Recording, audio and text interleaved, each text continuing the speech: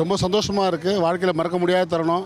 ஏதோ தட்டி கட்டணும், பேனர் கட்டணும், பாலாபிஷேகம் பண்ணணும் இல்லாமல் எங்களை ஒரு அரசியலோட நோக்கத்தோடு வழிநடத்தி இன்றைக்கி ஒரு வேட்பாளராக உருவாக்குற ஒரு சக்தியை அவர் எங்களுக்கு கொடுத்துருக்காரு.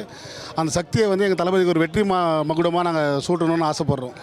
இன்னைக்கு உங்களோட பேரும் வரும்னு எல்லாரும் சொல்றாங்க. கண்டிப்பா அது நடக்கும். அந்த விஷயங்கள் எப்படி இருக்கு? ரொம்ப சந்தோஷமாக தான் இருக்குது மேடம். வாழ்க்கை தான் மறக்க முடியாத ஒரு விஷயன்றல.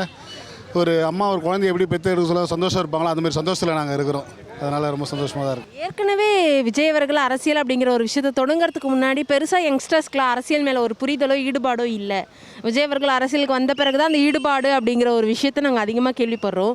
உங்களுக்கு அரசியல் பற்றி இந்த நாலேஜ், அந்த ஈடுபாடு எப்படி வந்திருந்தது? நான் சும்மா சுற்றிட்டு இருந்தேன். தலைவர் அரசியலுக்கு வந்தனோ நான் அப்போ தான் மக்கள் இயக்கத்துலேருந்து இருக்கேன். நான் சும்மா இந்த சின்ன சின்ன பணிகள்லாம் பண்ணிகிட்டு இருப்பேன் வீட்டாண்ட. அவர் அரசியலுக்கு வந்தனால தான் நான் அரசியல் வந்திருக்கேன். எனக்கு அரசியல் எல்லாமே தெரியும். நான் முன்னாடி இல்லை 2000லேருந்து ஸ்டில் 2026 இருக்கேன். யார் என்ன பண்ணால் ஏது பண்ணால் எத்தனை வாட்டி முதலமைச்சராக இருந்தாங்க, யார் கவர்னராக இருந்திருக்காங்க, யார் மினிஸ்டர்ஸாக இருந்தாங்க, எல்லாமே எனக்கு தெரியும். அதுக்கான புரிதல் கொண்டு வந்து எங்கள் தலைவர் தான். என்ன அரசியல் படிக்க வச்சார், அரசியல் வழியாக நடக்க வச்சார், அரசியல் எனக்குள்ளே கொண்டு வந்தார் எங்கள் தலைவர் தான்.